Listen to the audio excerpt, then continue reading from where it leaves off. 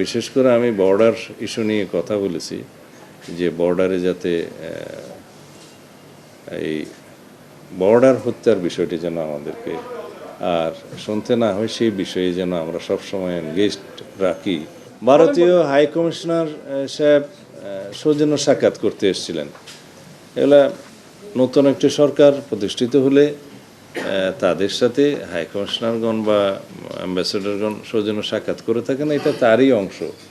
তাছাড়া আমরা প্রতিবেশী হিসাবে আমাদের ভারতের সাথে অনেক বেশি লেনদেন আছে, ব্যবসা বাণিজ্য আছে, যাতায়াত আছে বিভিন্ন ক্ষেত্রে। সেই সমস্ত বিষয়ে এবং সিকিউরিটি অ্যাসপেক্টগুলো নিয়ে তারা কথা বলতে এসেছিলেন এবং সীমান্ত নিরাপত্তা, এই সমস্ত বিষয়ে কথা বলতে এসেছিলেন।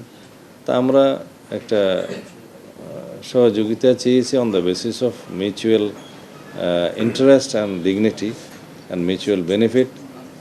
আমরা উভয় দেশে আমাদের সম্পর্ক বজায় রাখব এবং ব্যবসা বাণিজ্য এবং কূটনৈতিক সকল ক্ষেত্রে আমাদের সৌহার্দ্যপূর্ণ সম্পর্ক বজায় থাকবে। আমরা আশা করি তারা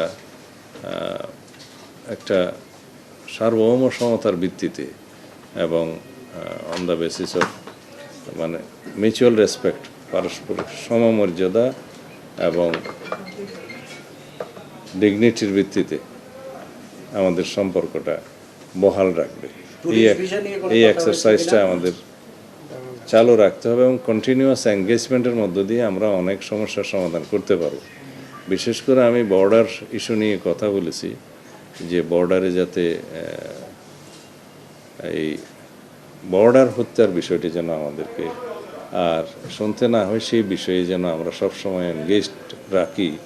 আমাদের বিজিবি এবং তাদের বিএসএফ যেন কন্টিনিউয়াস এই বিষয়ে বৈঠক করতে থাকে এবং এগুলোকে যতটুকু সম্ভব অ্যাভয়েড করা যায়। তো তারা বলেছেন সেই বিষয়ে তারাও আন্তরিক এবং তারা সে সকল সংস্থাকে সেই হিসাবে তাদের ইনস্ট্রাকশন দিবেন। এই না, সমস্ত ভিসা কার্যক্রম তাদের বিগত 1-1.5 বছর সময়ের মধ্যে তাদের কনসুলেটগুলো এবং তাদের ভিসা অফিসগুলো বিভিন্ন আক্রমণের শিকার হয়েছে, যার জন্য তারা এখনও পুরোদমে সেই ভিসা কার্যক্রম চালু করতে পারেনি।